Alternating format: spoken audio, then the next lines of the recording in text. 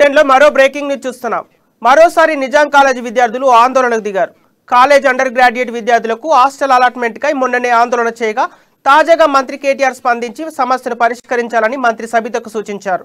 అయితే మంత్రి కేటీఆర్ చెప్పిన కాలేజీలో సమస్య పరిష్కారం కాలేదని విద్యార్థులు ఇవాళ మరోసారి ఆందోళనకు దిగారు.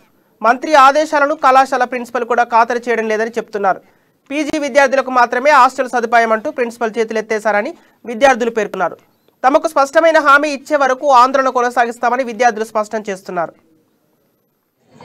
ఈ యుద్ధం మేము ఎందుకు చేస్తున్నామంటే గర్ల్స్ హాస్టల్ గురించి. ఈ గర్ల్స్ హాస్టల్ కేటీఆర్ గారు కట్టించడం జరిగింది 5 సంవత్సరాల క్రితం.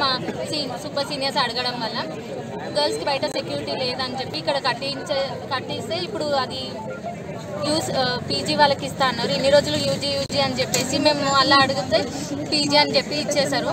అది ఇప్పుడు మళ్ళీ మాకు కావాలని మేము పోరాటం చేస్తున్నాం. మేము అందరూ విలేజ్ బ్యాక్గ్రౌండ్ ఇది హామీ ఇచ్చి గత 5 సంవత్సరాల ముందు జరుగుతున్న పోరాటానికి ఆయన ఒక 2 సంవత్సరాల ముందే హామీ ఇచ్చాడు. ఆడ శాంక్షన్ కూడా చేశాడు. రీసెంట్గా ఇదే సంవత్సరంలో March 9th రోజు ఆయన వచ్చి ఓపెన్ చేశారు. ఆ తర్వాత కూడా మేము ఇన్ఫర్మేషన్ అడుగుతూనే వచ్చాము.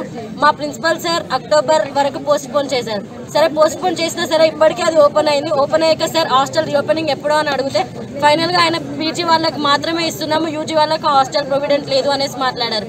సో మరి పీజీ వాళ్ళకి ఇచ్చిన హాస్టల్ ఎందుకు సార్ వాళ్ళకి ఆల్రెడీ ఓఈలో ఉంది కదా అంటే అది పైనుంచి వీసీ మాకు ఇన్ఫర్మేషన్ పంపారు. పోలీస్ పీజీ వాళ్ళకి ఇవ్వాలి, యూజీ వాళ్ళకి గర్ల్స్ హాస్టల్.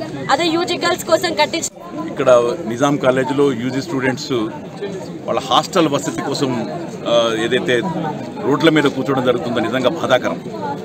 మనం తెలంగాణ తల్లి అని చెప్పి అమ్మాయిలకు చదువులు కావాలని చెప్పి ఎంతో కోరుకునే రాష్ట్ర ప్రభుత్వం కానీ ఇక్కడ కానీ ఈ పద్ధతిలో నిజంగా వీళ్ళని చులకన చేసి వాళ్ళకి హాస్టల్ ఫెసిలిటీస్ లేకుండా వీళ్ళందరూ ఎక్కడెక్కడి నుంచో విలేజ్ల నుంచి వస్తారు, గ్రామాల నుంచి వస్తారు.